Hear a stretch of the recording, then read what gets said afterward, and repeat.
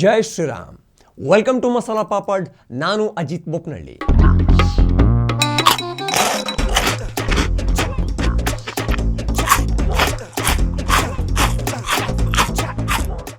ಬಾಣಲೆಯಿಂದ ಬೆಂಕಿಗೆ ಬಿದ್ದಿದೆ ಬಾಂಗ್ಲಾದೇಶ. ಇದೊಂದು ಮಹಾಪತನ.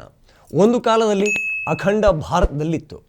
ನಂತರ ಬಾಲಬುದ್ಧಿಯ ಬಾಲಕನ ತಾತ ಹಾಗೂ ಅವರ ಗೆಳೆಯ ಜಿನ್ನಾ ಅವರ ಮಹಾಪ್ರಮಾದಕ್ಕೆ ಪಾಕ್ ಅನ್ನೋ ಭೂಮಿ ತುಂಡು ಭಾರತದಿಂದ ಸಪ್ರೇಟ್ ಆಯಿತು. ಆ ತುಂಡಿನಲ್ಲೂ ಅಪಸರವೇ ಹೆಚ್ಚಾಗಿ ಬಾಂಗ್ಲಾ ಅನ್ನೋದು ರೂಪುಗೊಳ್ತು. ಹಾಗೆ ನೋಡಿದರೆ ಅಲ್ಲಿ ಮುಸ್ಲಿಮರೇ ಬಹುಸಂಖ್ಯಾತರು. ಧರ್ಮ ಒಂದೇ, ದೇವರು ಒಂದೇ, ಎಲ್ಲವೂ ಸೇಮ್. ಆದರೆ ಅವರು ಬದುಕೋ ರೀತಿ ಶೇಮ್. ಅದೇನೋ ಉಂಡ್ರು ಅವ್ರನ್ನ ನಂಬೇಡ ಅನ್ನೋದನ್ನು ಪ್ರತಿ ಸಲ ಸತ್ಯ ಮಾಡ್ತಾ ಇದ್ದಾರೆ. ಬಾಂಗ್ಲಾದಲ್ಲಿ ಅಲ್ಲಿನ ಸಾಬರಿಗೆ ಕೋಪ ಇದ್ದಿದ್ದು ಯಾರ ಮೇಲೆ? ಪ್ರಧಾನಿ ಶೇಖ್ ಹಸೀನಾ ಮೇಲೆ. ಲೂಟಿ ಹೊಡೆದಿದ್ದು ಏನನ್ನ? ಶೇಖ್ ಹಸೀನಾ ಮನೆಯನ್ನು. ಘೋಷಣೆ ಕೂಗಿದ್ದು ಯಾರ ಮೇಲೆ? ಶೇಖ್ ಹಸೀನಾ ಮೇಲೆ. ಆದರೆ ಆಕೆಯ ಮೇಲಿನ ಕೋಪವನ್ನು ತೀರಿಸಿಕೊಳ್ತಾ ಇರೋದು ಯಾರ ಮೇಲೆ? ಅಮಾಯಕ ಬಾಂಗ್ಲಾದೇಶದ ಹಿಂದೂಗಳ ಮೇಲೆ. ಹಿಂದೂಗಳ ಮನೆಯನ್ನು ಹುಡುಕಿಕೊಂಡು ಬರ್ತಾರೆ, ಬೆಂಕಿ ಹಚ್ತಾರೆ. ಹಿಂದೂಗಳ ಅಂಗಡಿಯನ್ನು ಟಾರ್ಗೆಟ್ ಮಾಡ್ತಾರೆ, ಕಲ್ಲು ಎಸೆದು ಲೂಟಿ ಮಾಡ್ತಾರೆ. ಹಿಂದೂ ಹೆಣ್ಣು ಮಕ್ಕಳನ್ನು ಕಂಡು ಹಿಡಿತಾರೆ, ಸೆಕ್ಸ್ ಟಾಯ್ ಆಗಿ ಬಳಸಿಕೊಳ್ತಾರೆ. ಹಿಂದೂ ಹುಡುಗರು ಸಿಕ್ಕಿದರೆ ಕೈ ಕಾಲು ಮುರಿದು ಜೀವಂತವಾಗಿ ಸುಡ್ತಾ ಇದ್ದಾರೆ. ಅಲ್ಲಿ ಯಾವೊಬ್ಬ ಮುಸ್ಲಿಂ ಕೂಡ ಹಿಂದೂಗಳ ಬಳಿ ಬಂದು ನಿನ್ನ ಜಾತಿ ಯಾವುದು ಅನ್ನೋ ಪ್ರಶ್ನೆಯನ್ನು ಕೇಳ್ತಾ ಇಲ್ಲ. ನಿನ್ನ ಧರ್ಮ ಯಾವುದು ಅನ್ನೋದಷ್ಟೇ ಬೇಕಿರೋದು. ಒಂದು ದೇಶದ ಒಳಗೆ ಧರ್ಮ ಅನ್ನೋದಕ್ಕಿಂತ ಜಾತಿ ಮುಖ್ಯವಾದರೆ ಆಗಬಲ್ಲ ಅನಾಹುತ ಏನು ಅನ್ನೋದನ್ನು ಬಾಂಗ್ಲಾದಿಂದ ನಾವು ನೋಡಿ ಕಲಿಯಬೇಕಿದೆ. ನಮ್ಮಲ್ಲೂ ಕೂಡ ಅನೇಕರು ಧರ್ಮದ ಮಧ್ಯ ಸಾಮರಸ್ಯ ಹಾಳು ಮಾಡೋಕ್ಕೆ ಜಾತಿ ಅನ್ನೋ ಕಳೆಗಿಡವನ್ನು ನೆಡೋಕೆ ಮುಂದಾಗಿದ್ದಾರೆ. ಉದಾಹರಣೆಗೆ ರಾಹುಲ್ ಗಾಂಧಿ. ಜಾತಿಯ ಆಟ ಆಡೋದೇನಾದರೂ ಒಲಿಂಪಿಕ್ಕಲ್ಲಿ ಇದ್ದಿದ್ರೆ ರಾಹುಲ್ ಗಾಂಧಿಗೆ ಗೋಲ್ಡ್ ಮೆಡಲ್ ಬರ್ತಾ ಇತ್ತು. ಬಜೆಟ್ ಸಮಯದಲ್ಲಿ ಮಾಡಿದ ಹಲ್ವಾ ತಿಂದಿರೋ ಅಧಿಕಾರಿಗಳ ಜಾತಿ ಯಾವುದು ಅಂತ ಅವರ ಬಳಿ ಹೋಗಿ ಕೇಳಿಕೊಂಡು ಬಂದು ಅದನ್ನು ಸಂಸತ್ತಲ್ಲಿ ಮಾತಾಡುವಷ್ಟು ನೀಚ ಮಟ್ಟಕ್ಕೆ ರಾಹುಲ್ ಗಾಂಧಿ ಹೇಳಿದ್ರು. ನಾವು ಅಧಿಕಾರಕ್ಕೆ ಬಂದರೆ ಜಾತಿ ಗಣತಿ ಮಾಡ್ತೀವಿ ಅನ್ನೋದು ಅವರ ಮ್ಯಾನಿಫೆಸ್ಟೋ ಆಗಿತ್ತು. ನಮ್ಮ ರಾಜ್ಯದಲ್ಲೂ ಕೂಡ ಜಾತಿ ಗಣತಿ ವಿಚಾರ ಬಂದಾಗ ಅವರದೇ ಪಕ್ಷದ DK ಶಿವಕುಮಾರ್ MB ಪಾಟೀಲ್ ವಿರೋಧ ಮಾಡಿದ್ರು. ಆ ಲೆಕ್ಕಾಚಾರ ಬೇರೆ. ಅದರ ಹಿಂದೆ ಪರಿಶುದ್ಧ ರಾಜಕೀಯ ಲಾಭ ಇದೆ, ಎಲ್ಲರಿಗೂ ಗೊತ್ತಿರೋದೆ. ಈಗ ಬಾಂಗ್ಲಾದಲ್ಲಿನ ಹಿಂದೂಗಳ ಸ್ಥಿತಿಯ ಬಗ್ಗೆ ಯಾವೊಬ್ಬ ಮಾನವತಾವಾದಿ, ಮಾನವತಾ ಹಕ್ಕುಗಳ ಹೋರಾಟಗಾರರು ಮಾತಾಡ್ತಾ ಇಲ್ಲ. ತಂಟೆ ಮಾಡಿದ ಪ್ಯಾಲೆಸ್ತೈನ್, ಸೊಂಟ ಮುರಿದ ಇಸ್ರೇಲ್ ದೇಶವನ್ನು ವಿಲನ್ ಅನ್ನೋರು ನಮ್ಮಲ್ಲಿ ಸಿಗ್ತಾರೆ. ಉಕ್ರೇನ್ ಮಕ್ಕಳ ಪರವಾಗಿ ಧ್ವನಿ ಎತ್ತೋರು ಸಿಗ್ತಾರೆ. ಬಾಂಗ್ಲಾದೇಶ ಕೂಡ ನಮಗೆ ಬೇರೆಯದೇ ದೇಶ. ಅಲ್ಲಿ ಹಿಂದೂಗಳು ಕೂಡ ಮನುಷ್ಯರೇ. ಅಲ್ಲಿ ಮಾರಣ ಹೋಮ ಆಗ್ತಾ ಇದೆ. ಯಾಕೆ ಬಾಂಗ್ಲಾದೇಶದ ಹಿಂದೂಗಳ ಮೇಲೆ ಕಿಂಚಿತ್ತು ಕರುಣೆ ಇಲ್ಲವೇ ಇಲ್ಲ? ಆಲ್ ಐಸ್ ಆನ್ ರಫಾ ಅನ್ನೋ ಹಾಗೆ all ice on Hindus of Bangla ಅನ್ನೋದನ್ನು ಯಾವೊಬ್ಬ ಸೆಲೆಬ್ರಿಟಿಗಳು ಹೇಳ್ತಾ ಇಲ್ಲ. ಯಾಕೆ? ಹಾಗೆ ನೋಡಿದರೆ ಶೇಖ್ ಹಸೀನಾ ಕೂಡ ಬಾಂಗ್ಲಾದ ಬಹುಸಂಖ್ಯಾತ ಮುಸ್ಲಿಮರ ಧರ್ಮದವಳು. ಅವಳ ಇಡೀ ಕುಟುಂಬ ಈ ಹಿಂದೆ ಬಾಂಗ್ಲಾವನ್ನು ಕಟ್ಟೋದ್ರಲ್ಲಿ ಶ್ರಮ ಹಾಕಿದವರು. ಚೀನಾ ಹಾಗೂ ಪಾಕ್ನ ಪಾಕಂಡಿ ಆಟದ ಮುಂದೆ ಬಾಂಗ್ಲಾ ಸೋತಿದೆ. ದಂಗೆ ಶುರುವಾಯಿತು. ಮಧ್ಯದಲ್ಲಿ ನಮ್ಮ ಹಿಂದೂಗಳು ಏನು ಮಾಡಿದರು? ಅವರೇಕೆ ದಂಗೆಯಲ್ಲಿ ಟಾರ್ಗೆಟ್ ಆಗಿ ಬಲಿಯಾಗ್ತಾ ಇರೋದು? ಇದು ಚಿಂತೆ ಅಥವಾ ಚರ್ಚೆ ಮಾಡೋ ವಿಚಾರ ಅಲ್ವೇ ಅಲ್ವ? ಅಟ್ಲೀಸ್ಟ್ ಜಾತಿ ಹುಳ ರಾಹುಲ ಅವರು ಮೋದಿಗೆ ಹೇಳಿಬಿಡಲಿ, ಬಾಂಗ್ಲಾದಲ್ಲಿ ಇರೋ ಹಿಂದೂಗಳನ್ನು ಜಾತಿ ಆಧಾರದ ಮೇಲೆ ಭಾರತದಲ್ಲಿ ಆಶ್ರಯ ಕೊಡಬೇಕು ಅಂತ. ಅಟ್ಲೀಸ್ಟ್ ಆಗ ಆದರೂ ಕೆಲವು ಹಿಂದೂಗಳು ಬಚಾವಾಗ್ತಾರಲ್ಲ, ಜೀವ ಉಳಿಸಿಕೊಳ್ತಾರಲ್ಲ. ಬಾಂಗ್ಲಾದ ಪರಿಸ್ಥಿತಿ ಅದೆಂಥ ಹದಗೆಟ್ಟಿದೆ ಅಂದರೆ, ಬಾಂಗ್ಲಾ ಹಿಂದೂ ಸಿಂಗರ್ ರಾಹುಲ್ ಆನಂದ್ ಅವರ ಮನೆಯನ್ನು ಲೂಟಿ ಮಾಡಿ ಬೆಂಕಿ ಹಚ್ಚಲಾಗಿದೆ. ಅವರು ಅವರ ಪತ್ನಿ ಹಾಗೂ ಮಗನ ಕರ್ಕೊಂಡು ಸೀಕ್ರೆಟ್ ಜಾಗದಲ್ಲಿ ಆಶ್ರಯ ಪಡೆದಿದ್ದಾರೆ.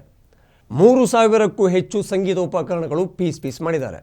ತಮ್ಮ ಇಡೀ ಜೀವನವನ್ನು ರಾಹುಲ್ ಆನಂದ್ ಅವರು ಸಂಗೀತಕ್ಕಾಗಿ ಮೀಸಲಿಟ್ಟಿದ್ದರು. ಆದರೆ ಮತಾಂಧರಿಗೆ ಅದರ ವ್ಯಾಲ್ಯೂ ಗೊತ್ತೇ ಇಲ್ಲ. ಓಲಾ ಊಬರ್ ಅನ್ನೋದು ಬೆಂಕಿ ಇಡೋದು. ಬಾಂಗ್ಲಾದಲ್ಲಿ ಎಲ್ಲೋ ಒಂದೆರಡು ಕಡೆ ಹಿಂದೂಗಳ ಮೇಲೆ ದಾಳಿಯಾಗಿದೆ, ದೇವಸ್ಥಾನಗಳನ್ನು ಸುಡಲಾಗಿದೆ ಅನ್ನೋ ಸುದ್ದಿ ಖಂಡಿತ ಇಲ್ಲ. ಬರೋಬ್ಬರಿ 27 ಜಿಲ್ಲೆಗಳಲ್ಲಿ ಹಿಂದೂಗಳನ್ನು ಟಾರ್ಗೆಟ್ ಮಾಡಿಕೊಂಡು ದಾಳಿ ಮಾಡಲಾಗಿದೆ ಅಂದರೆ ಅಲ್ಲಿನ ಸನ್ನಿವೇಶವನ್ನು, ಕ್ರೂರ ಸನ್ನಿವೇಶವನ್ನು ನೀವು ಊಹೆ ಮಾಡಿಕೊಳ್ಳಬಹುದಾ? ಅಪಾತ್ರರಿಗೆ ದಾನ ಮಾಡಬಾರದು ಅಂತ ಹಿರಿಯರು ಹೇಳ್ತಾರೆ. ಭಾರತ ಹಾಗೂ ಬಾಂಗ್ಲಾದೇಶದ ಸ್ನೇಹದ ಸಲುವಾಗಿ ಸುಮಾರು 30 ಆ್ಯಂಬುಲೆನ್ಸ್ಗಳನ್ನು ಭಾರತ ಉಡುಗೊರೆಯಾಗಿ ಕೊಟ್ಟಿತ್ತು. ಆದರೆ ಇಸ್ಲಾಮಿಕ್ ಜಿಹಾದಿಗಳು ಆ ಆ್ಯಂಬುಲೆನ್ಸ್ಗಳನ್ನು ಪುಡಿ ಮಾಡ್ತಾ ಇದ್ದಾರೆ.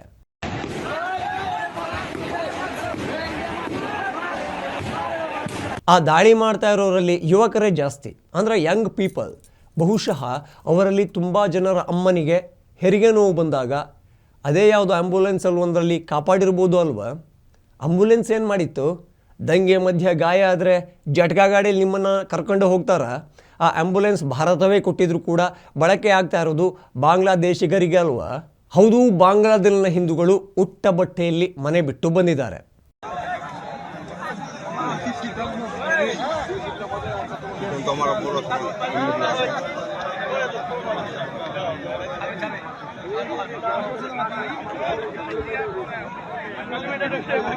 ಅಷ್ಟೇ ಅಲ್ಲ, ಭಾರತದ ಗಡಿಯಲ್ಲಿ ಲಾಸ್ಟ್ ಸ್ಟಾಪ್ ಲಾಸ್ಟ್ ಹೋಪ್ ಅನ್ನೋ ಥರ ಕಾಯ್ತಾ ಇದ್ದಾರೆ. ಶೇಖ್ ಹಸೀನಾಗೆ ಆಶ್ರಯ ಕೊಟ್ಟ ಮೋದಿಗೆ ನಮ್ಮ ಹಿಂದೂಗಳನ್ನು ಒಳಗಡೆ ಬಿಟ್ಕೊಳ್ಳೋಕ್ಕೆ ಆಗೋದಿಲ್ವಾ? ಖಂಡಿತ ಈ ಪ್ರಶ್ನೆ ಬರುತ್ತೆ. ಬಟ್ ರಿಯಾಲಿಟಿ ನಾವು ಅಂದ್ಕೊಂಡ ಹಾಗೇ ಇಲ್ಲ. ಯಾಕೆಂದರೆ ಹಿಂದೂಗಳ ಮಧ್ಯ ಬದುಕೋ ಸಲುವಾಗಿ ಎಂಥ ವೇಷವನ್ನಾದರೂ ಹಾಕಬಲ್ಲ ರೋಹಿಂಗ್ಯಾಗಳು ಇರಬಹುದು. ಅದಲ್ಲದೆ ಬಾಂಗ್ಲಾ ಜೈಲಿನಿಂದ ಅನೇಕ ಖೈದಿಗಳು ಎಸ್ಕೇಪ್ ಆಗಿದ್ದಾರೆ. ಅದರಲ್ಲಿ ಉಗ್ರರು ಕೂಡ ಇದ್ದಾರೆ. ನೆಲೆಯೊಂದು ಸಿಕ್ಕಿದರೆ ಸಾಕು ಅಂತ ಭಾರತದ ಗಡಿ ಒಳಗೆ ನುಗ್ಗಲ್ಲ ಅನ್ನೋದು ಏನು ಗ್ಯಾರಂಟಿ? ಒಂದನ್ನು ಹಿಂದೂಗಳು ಅರ್ಥ ಮಾಡಿಕೊಳ್ಳಬೇಕು. ಹಿಂದೂ ಧರ್ಮದಲ್ಲಿ ಒಡಕು ತರೋಕೆ, ರಾಜಕೀಯ ಲಾಭ ಮಾಡಿಕೊಳ್ಳೋಕೆ ಅನೇಕ ಶಕ್ತಿಗಳು ಕೆಲಸ ಮಾಡ್ತಾ ಇದ್ದಾವೆ. BJP ಕಾಂಗ್ರೆಸ್ ಬಿಟ್ಟಾಕಿ, ಮೋದಿ ರಾಹುಲ್ ಗಾಂಧಿ ಎರಡೂ ಬಿಟ್ಟಾಕಿ, ಜಸ್ಟ್ ಬಾಂಗ್ಲಾದೇಶದ ಹಿಂದೂಗಳ ಉದಾಹರಣೆಯನ್ನು ತಗೊಳ್ಳಿ. ನೀವು ಹಿಂದೂವಲ್ಲಿ ಯಾವ ಜಾತಿ ಅನ್ನೋದನ್ನು ಅಲ್ಲಿನ ಮುಸ್ಲಿಮರು ಕೇಳ್ತಾ ಇಲ್ಲ. ಬದಲಾಗಿ ನಾವು ಯಾವ ಜಾತಿ ಆಗಿದ್ರೂ ಕೂಡ ಅವರ ಕಣ್ಣಲ್ಲಿ ಕಾಫಿರರು ಅಷ್ಟೇ. ನಮ್ಮ ನೆಲದಲ್ಲಿ ಕಾಫಿರರು ಬದುಕಿ ಉಳಿಯಬಾರದು ಅನ್ನೋದಷ್ಟೇ ಅವರ ಗುರಿ. ಆದರೆ ನಮ್ಮ ದೇಶದಲ್ಲಿ ಕೆಲ ಹಿಂದೂಗಳು ಎಲ್ಲ ಬುಲ್ಲಾಗಳು ಒಂದೇ ಥರ ಅಲ್ಲ ಅಂತ ಹೇಳ್ಕೊಂಡು ಹೊದ್ದು ಮಲಗಿದ್ದಾರೆ. ಇದೇ ಬ್ರಿಟನ್, ಫ್ರಾನ್ಸ್ ಇಸ್ಲಾಂ ರೆಫ್ಯೂಜಿಗಳಿಗೆ ವೆಲ್ಕಮ್ ಮಾಡಿತ್ತ? ಶುರುವಲ್ಲಿ ನೆಲೆ ಸಿಕ್ಕಿದರೆ ಸಾಕು ಅಂದ್ಕೊಂಡು ಬಂದ್ರ? ನಿಧಾನವಾಗಿ ಅವರ ಕಮ್ಯುನಿಟಿ ಬೆಳೀತಾ ಹೋಯ್ತಾ? ಈಗ ಫ್ರಾನ್ಸಲ್ಲಿ ಶರಿಯಾ ಕಾನೂನು ಬೇಕು ಅಂತಿದ್ದಾರೆ. ಆ ದೇಶವನ್ನು ಈ ಸ್ಥಿತಿಗೆ ತಂದವರು ಯಾರು? ಸಂದೇಹವೂ ಬೇಡ, ಅಲ್ಲಿನ ಸರ್ಕಾರ ಹಾಗೂ ಅಲ್ಲಿನ ನಾಯಕರ ನಿರ್ಧಾರಗಳು. ಆಶ್ರಯಕ್ಕೆ ಅವರು ಯೋಗ್ಯರಲ್ಲ. ಅಲ್ಪನಿಗೆ ಐಶ್ವರ್ಯ ಬಂದರೆ ಅರ್ಧ ರಾತ್ರಿಯಲ್ಲಿ ಕೊಡೆ ಹಿಡಿದಂತೆ ಅನ್ನೋ ಹಾಗೆ, ಅಲ್ಪರ ಸಂಖ್ಯೆ ಅಧಿಕವಾದರೆ ಸರ್ ತನ್ ಸೆ ಜುದಾ ಅಂದ್ರಂತೆ ಅನ್ನೋ ಹಾಗೆ ಆಗಿದೆ. ನಾನು ಇನ್ನೊಮ್ಮೆ ರಿಪೀಟ್ ಮಾಡ್ತೀನಿ, ಜಾತಿ ಮೇಲು ಕೀಳು ಅಂತ ನಮ್ಮ ಮಧ್ಯ ಬೆಂಕಿ ಇಡೋರು ಬೇಜಾನ್ ಜನ ಇದ್ದಾರೆ. ನ್ಯಾಯಾಧೀಶರ ಜಾತಿ ಕೇಳೋದು, ಅಧಿಕಾರಿಗಳ ಜಾತಿ ಕೇಳೋದು, ಪತ್ರಕರ್ತರ ಜಾತಿ ಕೇಳೋದು, ಕೊನೆಗೆ ಸೈನ್ಯದಲ್ಲಿ ಜಾತಿ ಗಣತಿಗೆ ಮುಂದಾಗೋದು. ಇದು ಕೂಡ ಭಾರತ ಕಂಡಿದೆ. ಆದರೆ ಸೈನ್ಯ ಖಡಕ್ ಉತ್ತರ ಕೊಟ್ಟು ಕಳಿಸಿದೆ. ಹುತಾತ್ಮ ಯೋಧರ ರೇಷನ್ ಕಾರ್ಡ್ ಹುಡುಕಿ ಜಾತಿ ಯಾವುದು ಅಂತ ನೋಡೋ ರಣಹದ್ದುಗಳು ಸಿಗ್ತವೆ. ಅವರ ಆಟಕ್ಕೆ ನಾವು ಹಿಂದೂಗಳು ಬಲಿಯಾದರೆ ಮುಗೀತು.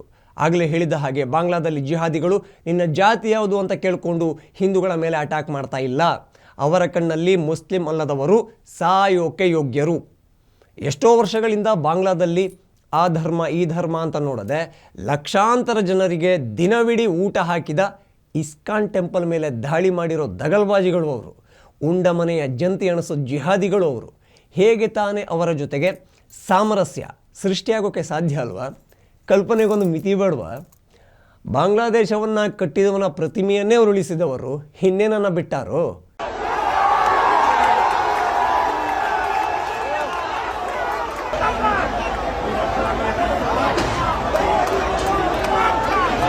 ವಿದ್ಯಾರ್ಥಿಗಳ ದಂಗೆ ಅನ್ನೋ ಹೆಸರಲ್ಲಿ ಬಾಂಗ್ಲಾದೇಶವನ್ನು ಬೂದಿ ಮಾಡುವಲ್ಲಿ ಚೀನಾ ಹಾಗೂ ಪಾಕಿಸ್ತಾನ ಗೆದ್ದಿದೆ. ಬಾಂಗ್ಲಾ ವಿಡಿಯೋಗಳನ್ನು ನೋಡ್ತಾ ಇದ್ರೇನೋ ಗೊತ್ತಾಗುತ್ತೆ ಅದು ಸ್ಟೂಡೆಂಟ್ ಪ್ರೊಟೆಸ್ಟ್ ಖಂಡಿತ ಅಲ್ಲ ಅನ್ನೋದು. ಅಲ್ಲಿ ಪುಂಡರು ಇದ್ದಾರೆ.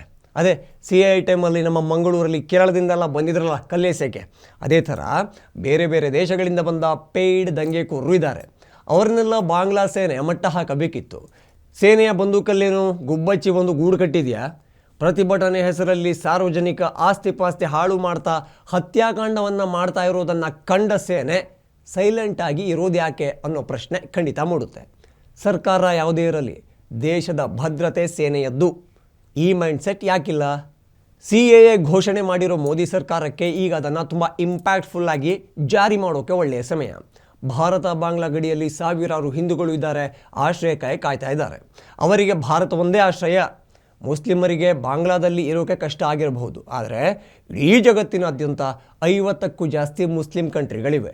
ಎಲ್ಲೋ ಒಂದು ಕಡೆ ಹೋಗ್ತಾರೆ ಬಿಡಿ. ಆದರೆ ಹಿಂದೂಗಳಿಗೆ ಜಗತ್ತಿನ 95% ಹಿಂದೂಗಳು ಇರೋ ಭಾರತ ದೇಶ ಮಾತ್ರ.